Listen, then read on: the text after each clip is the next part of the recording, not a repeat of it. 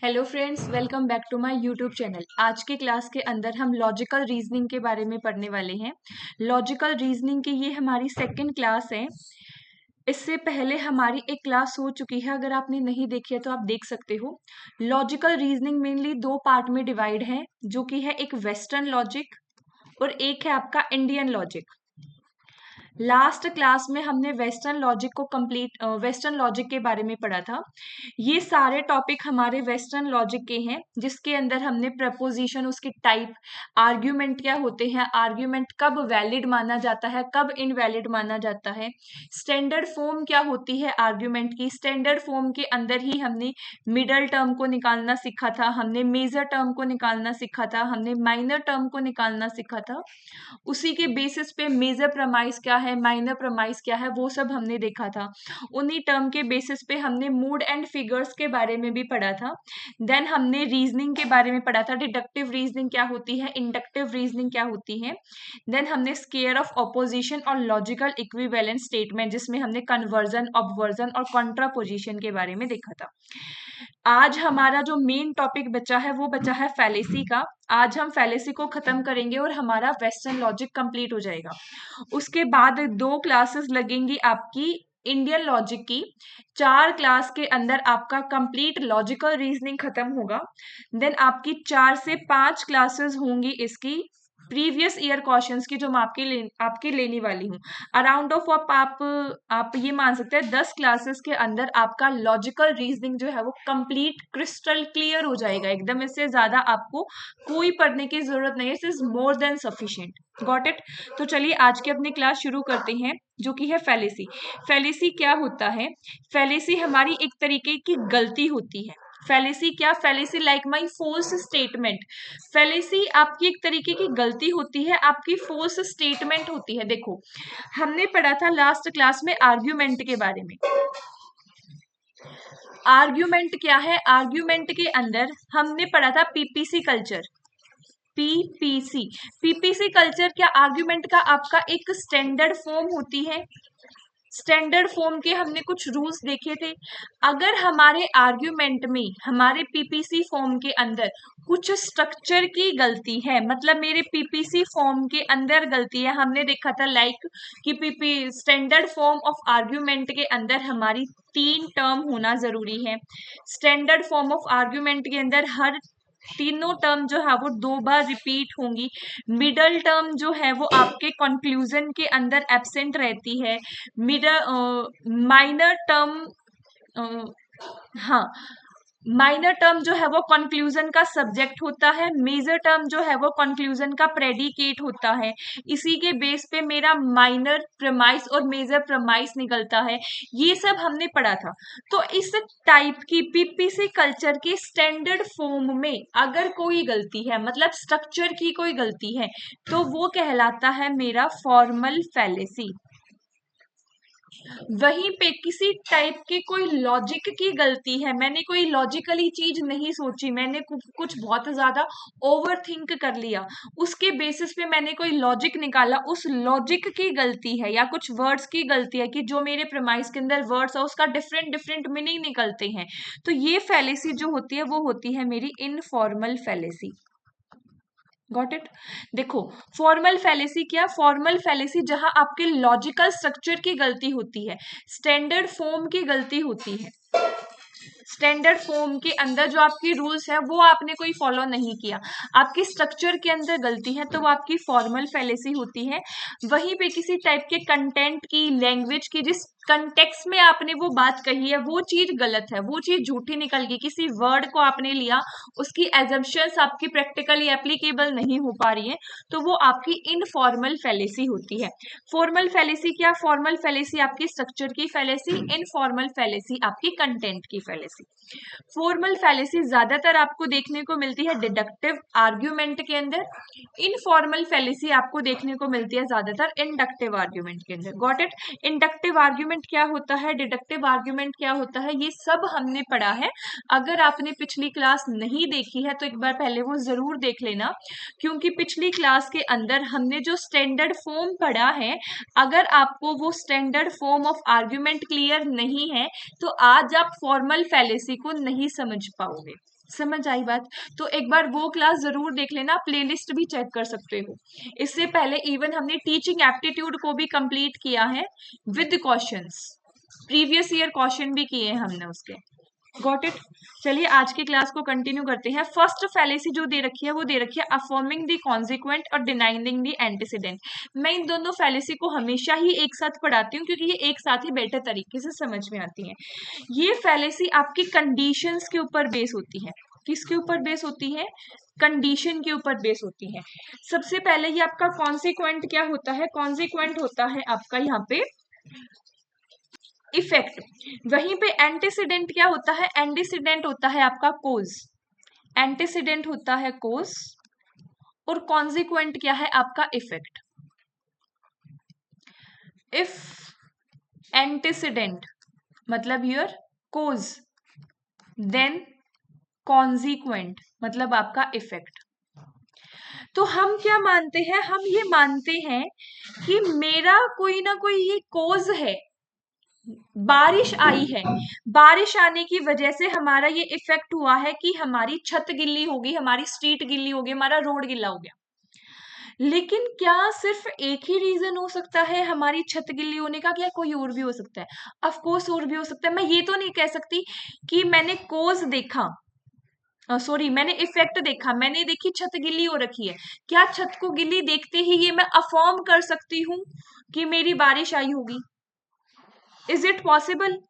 तो ये गलत है ना कि छत को गिल्ली देख के आप ये अफर्म नहीं कर सकते, आप ये मान नहीं सकते कि आपकी बारिश ही आई होगी। There could be a another reason of wet street, कोई और रीजन भी हो सकता है छत के गिल्ली होने का।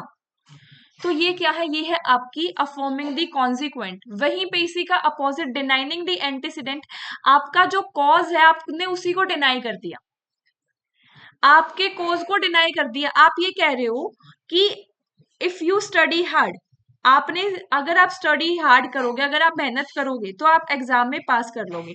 लेकिन यहाँ पे आप कह रहे हो कि बिना स्टडी हार्ड करे भी मैं एग्जाम में पास हो सकता हूँ। भाई आपने एंटीसीडेंट को ही डिनाई कर दिया।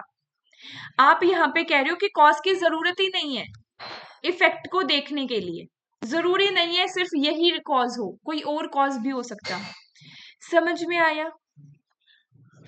एक बार और थोड़ा सा एक्सप्लेन करती हूँ, यहाँ पे बच्चे बहुत कंफ्यूज होते हैं। देखो कॉन्सिक्वेंट क्या होता है, सबसे पहले टर्म को समझो। कॉन्सिक्वेंट होता है आपका effect.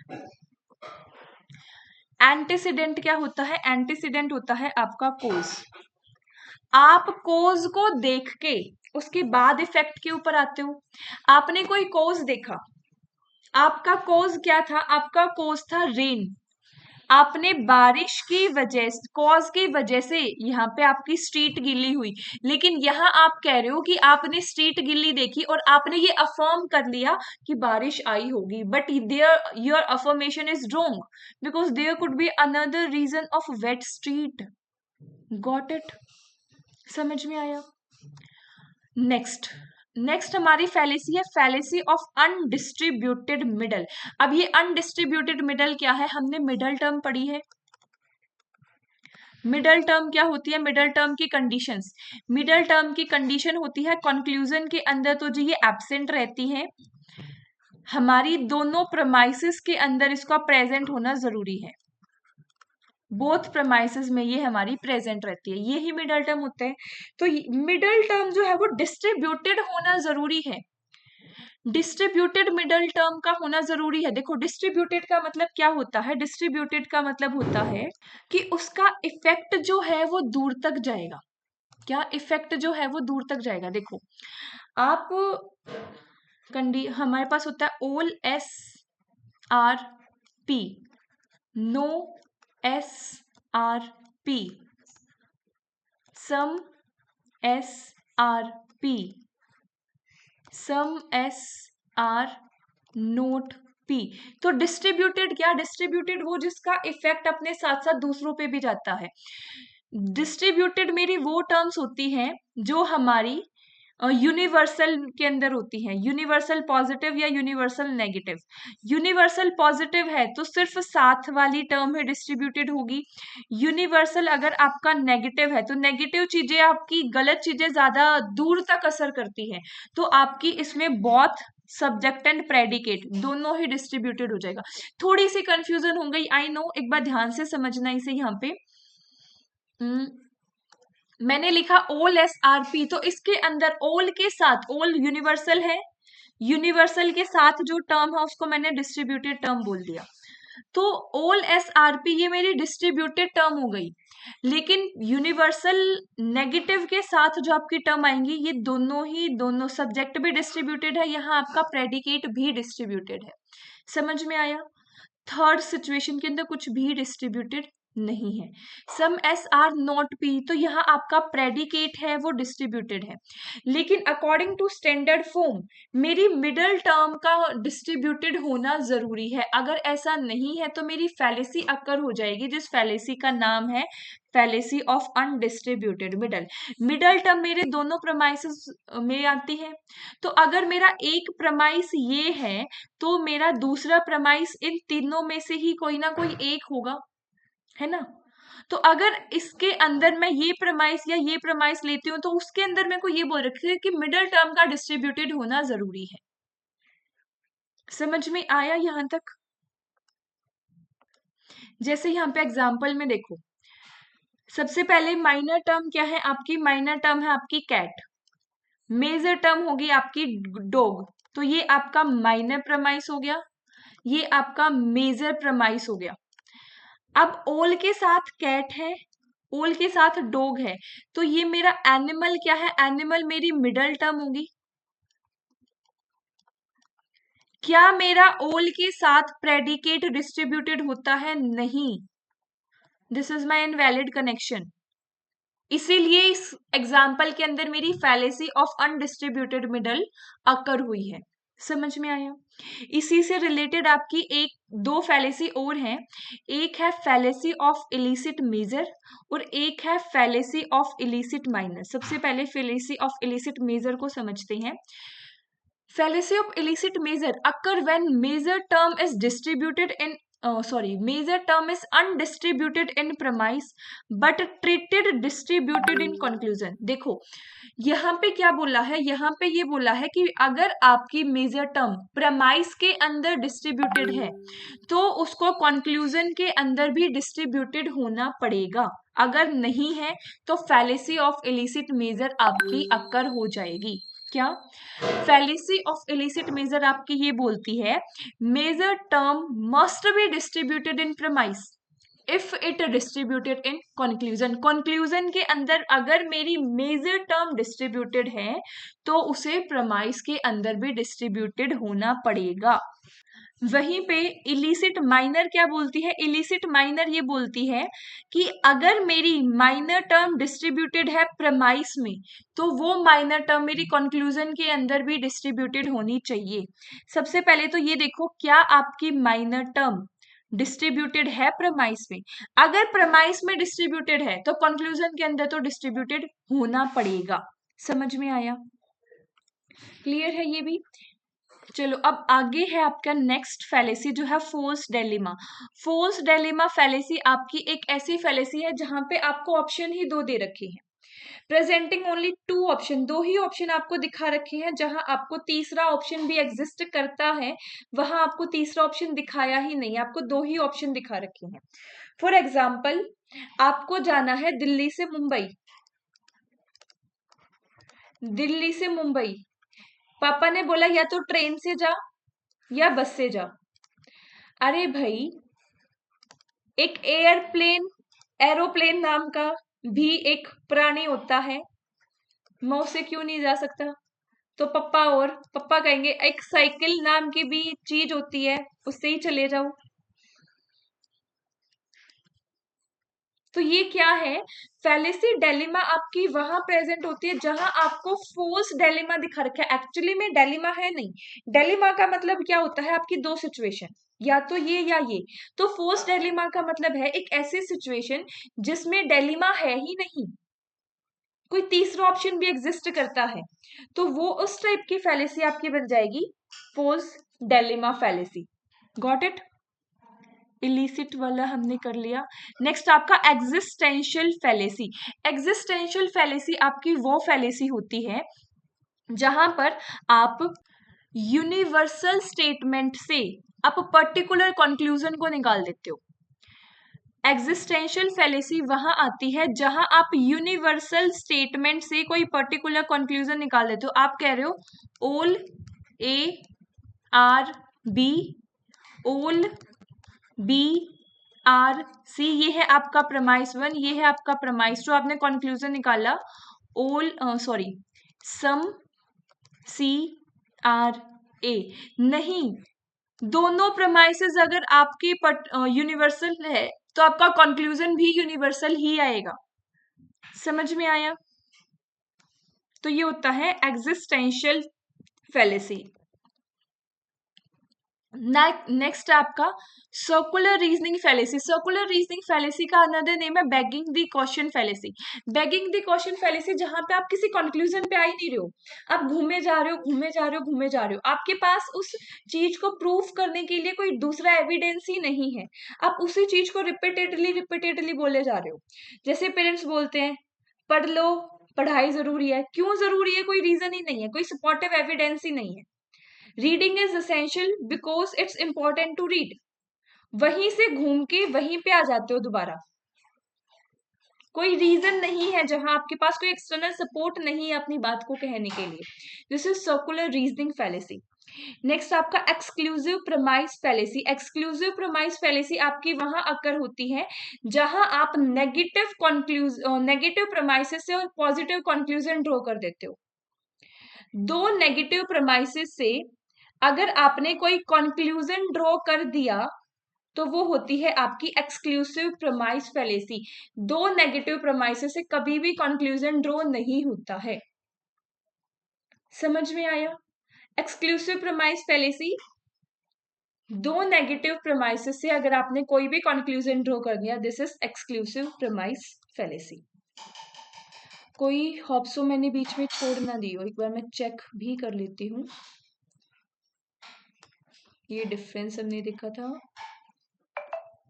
False dilemma, undistributed middle, illicit, existential, नहीं कोई नहीं छोड़े। यहां से आपकी मेनली स्टार्ट होती है इनफॉर्मल फैलेसीज। ओके, अभी तक ये हमारी थी ज्यादातर फॉर्मल फैलेसी, यहां से स्टार्ट होती है अब आपकी इनफॉर्मल फैलेसी। फर्स्ट है यहाँ पे आपकी एड होमिनम।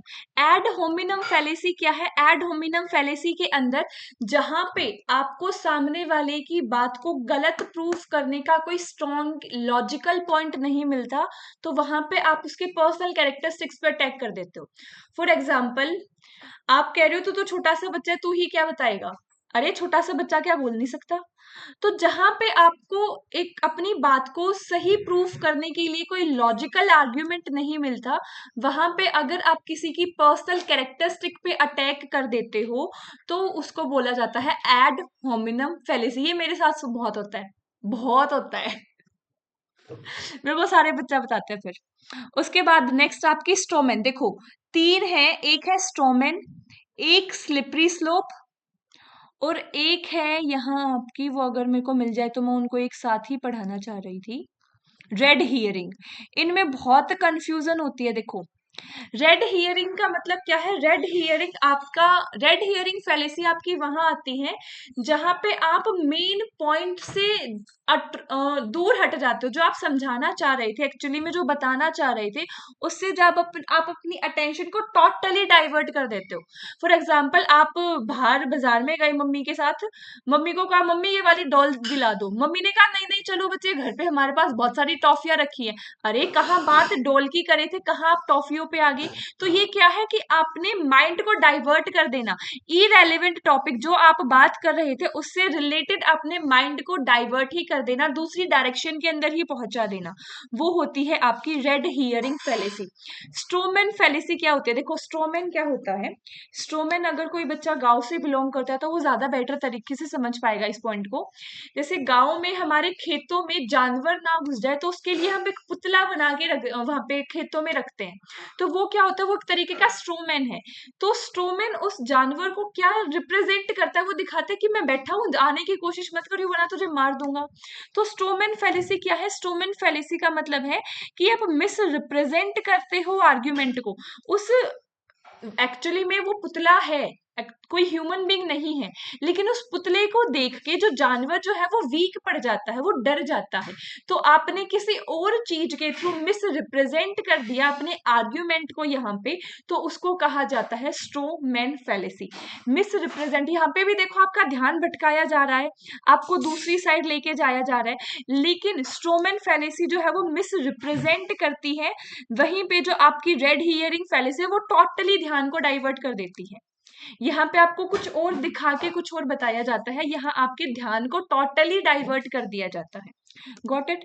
नेक्स्ट आपका slippery slope fallacy. Slippery slope fallacy का मतलब है कि आप छोटी सी चीज को लेकर एक बहुत बड़े कंक्लूजन तक चले जाते हो।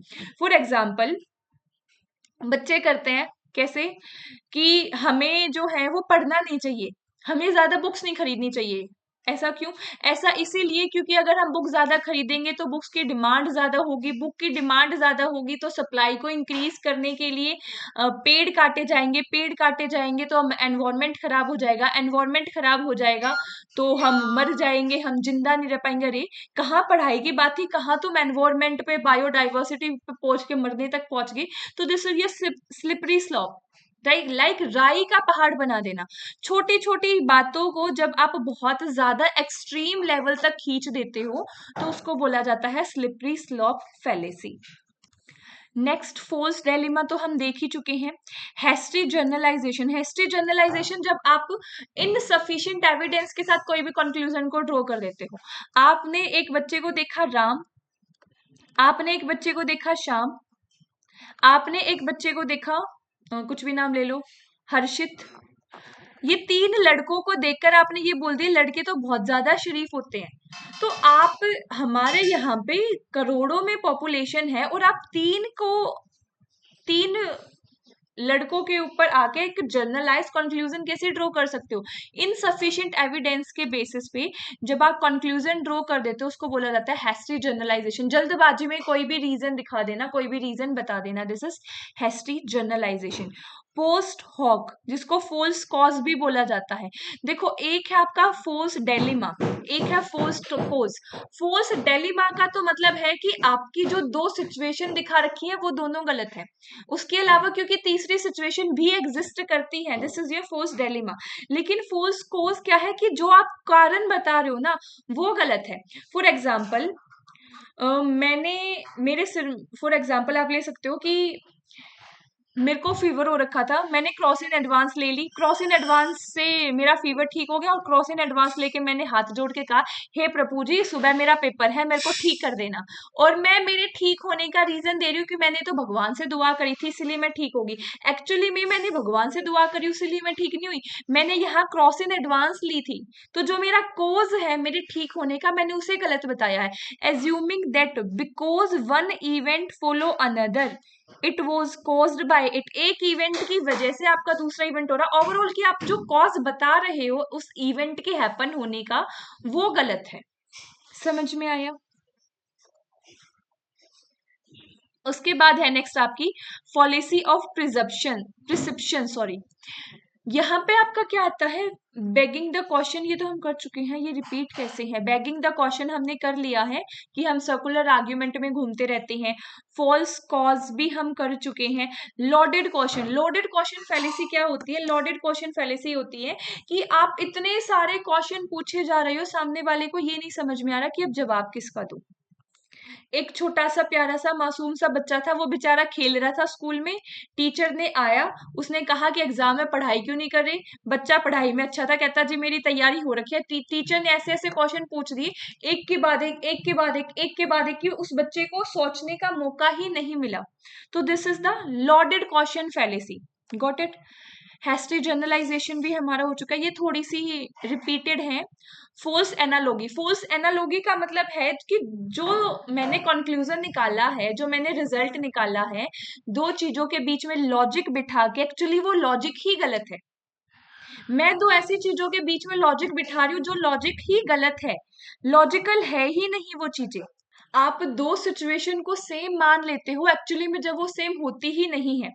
आपको एग्जाम्पल यहाँ दे रखा है कि running a country just like running A business.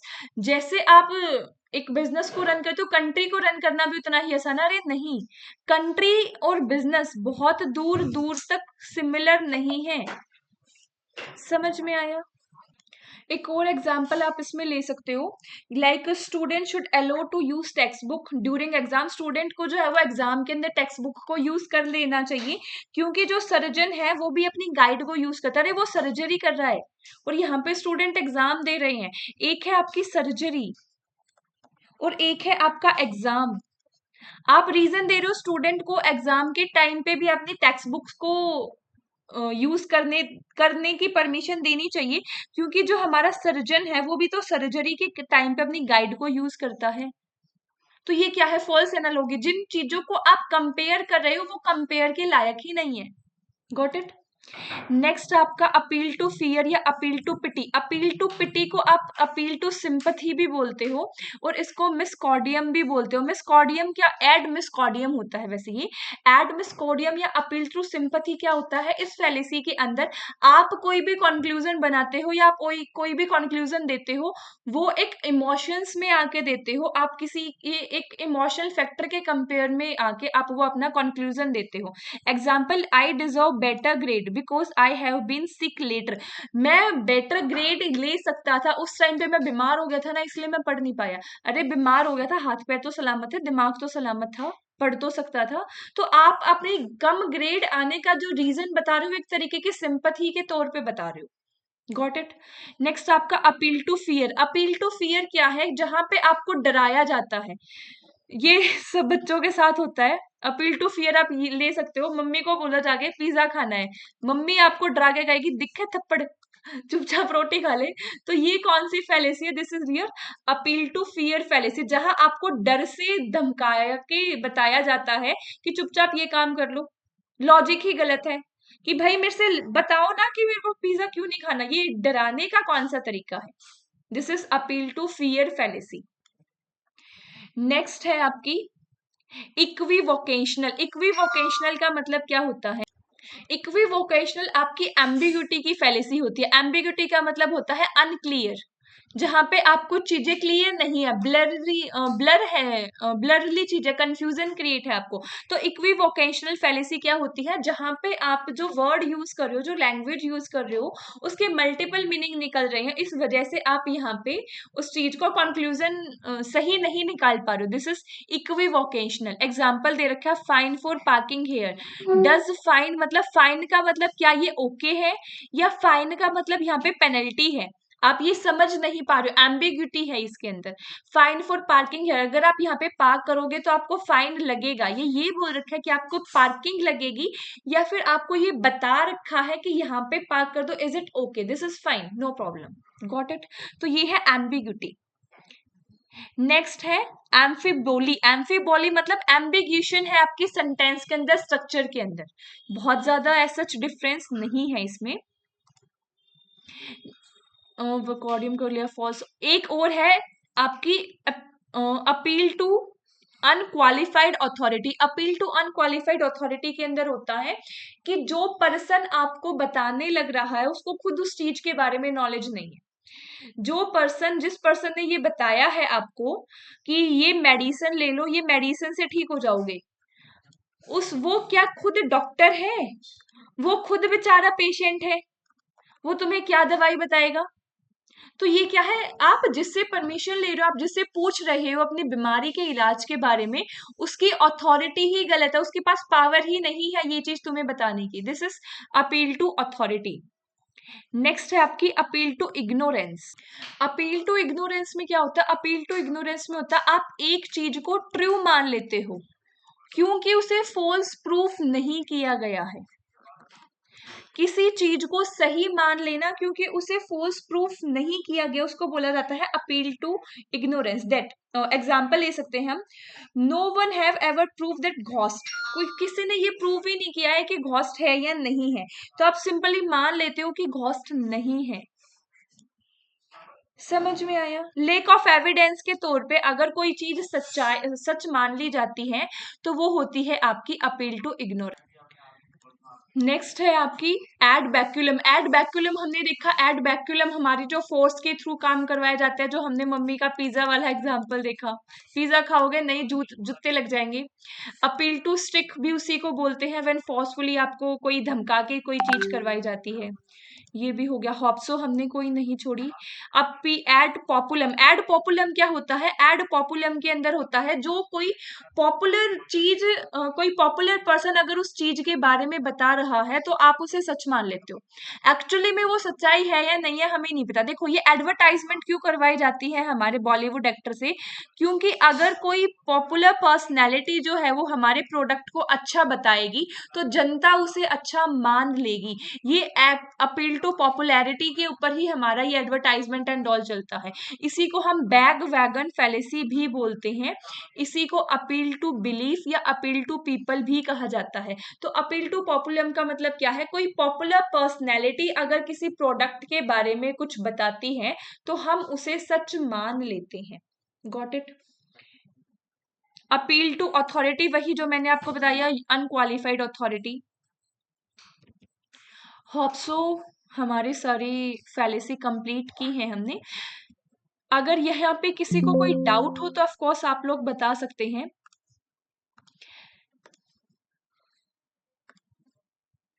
एक दो छोटे छोटे और टॉपिक बचे हैं हमारे वेस्टर्न लॉजिक से, हम वो कवर कर लेते हैं। जैसे आपका आता है एक topic type of definition.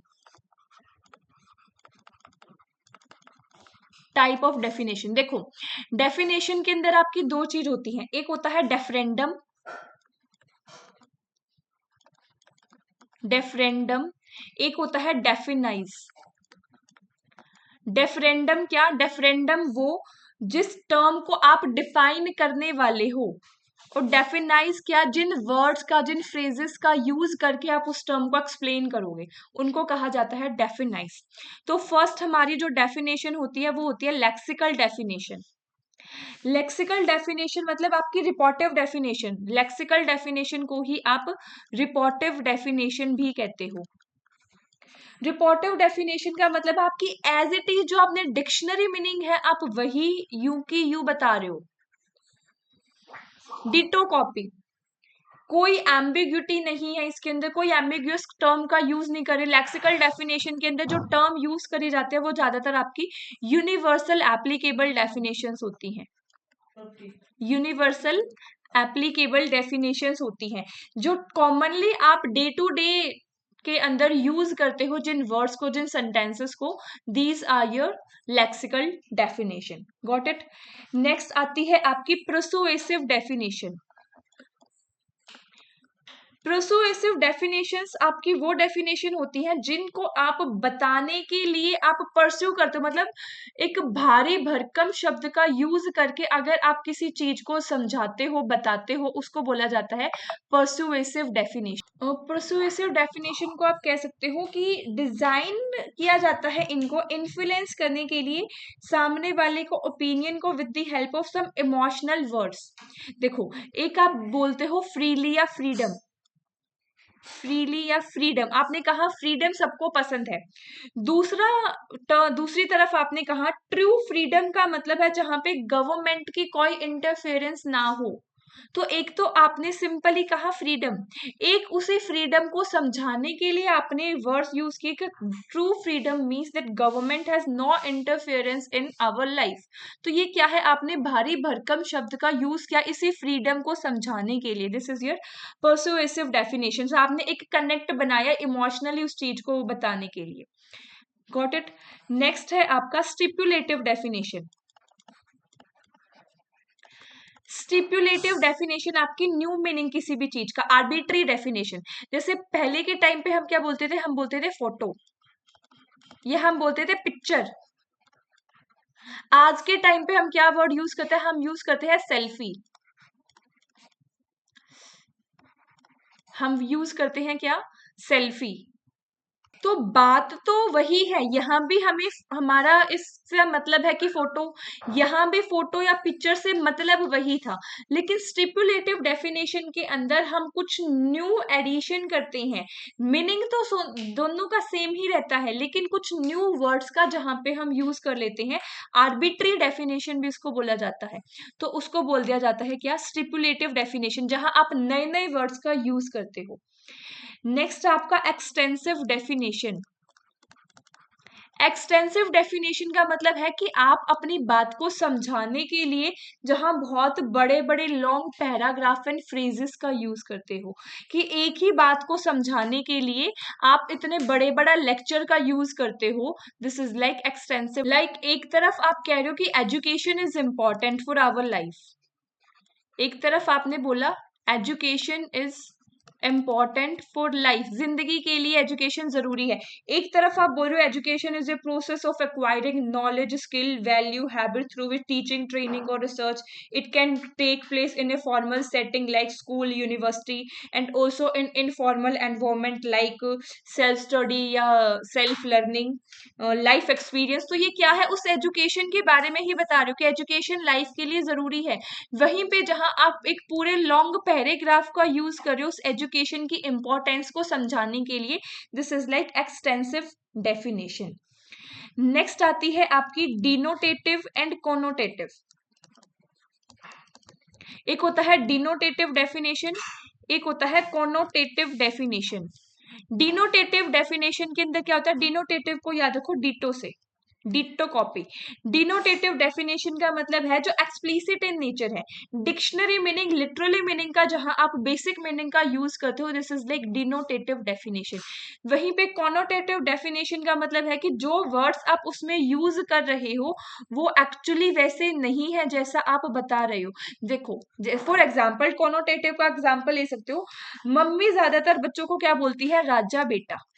Mummy क्या बोलती है? राजा बेटा। तो इसका मतलब ये नहीं है कि मम्मी अपने बेटे को राजा बता रही है। यहाँ राजा बेटा का मतलब सिंपल है कि मम्मी अपने बच्चे को राजा के कंपेयर में रख रही है। तो कॉनोटेटिव डेफिनेशन की वर्ड जो राजा यूज किया है वो राजा महाराजा के लिए यूज नहीं किया हुआ, लेकिन डिनोटेटिव के अंदर है कि यहाँ पे जो वो बता रही है, यहाँ पे अगर मैं राजा बेटा बोलती हूँ तो मतलब वो बता रही है कि मेरा बेटा राजा है। डिनोटेटिव डिटो मीनिंग, कॉनोटेटिव कुछ एक्चुअली मीनिंग नहीं है, उसके अंदर आप अपनी फीलिंग्स को, अपने इमोशंस को जब डाल देते हो तो वो बन जाता है आपका कॉनोटेटिव डेफिनेशंस। नेक्स्ट है आपकी ऑब्स्टेंसिव डेफिनेशन।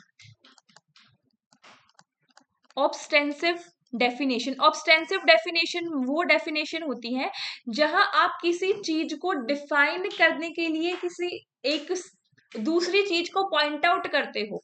आप अपनी बात देखो, डेफिनेशन का मतलब क्या है कि आप अपनी बात सामने वाले को समझाना चाह रहे हो। अब आप गए किसी शॉप पे एक सूट लेने, आपको लेना है एक सूट। अब उस सूट का जो आपको कलर चाहिए वो कलर आप सामने पड़ी किसी भी ड्रेस के सामने पॉइंट आउट करके बता रहे हो कि भैया मेरे को ऐसे कलर की ड्रेस चाहिए। तो आपने अपनी बात उसको समझा दी ना। तो ऑब्स्टेंसिव डेफिनेशन क्या है? एक ऑब्स्टेंसिव डेफिनेशन एक ऐसा समझाने का तरीका है जिसके अंदर आप सामने पड़ी हुई किसी चीज को पॉइंट आउट करके बता रहे हो that actually what you want. This is ostensive definition. At last एक क्वेश्चन आप सभी के लिए, डिसजक्टिव रीजनिंग क्या होती है?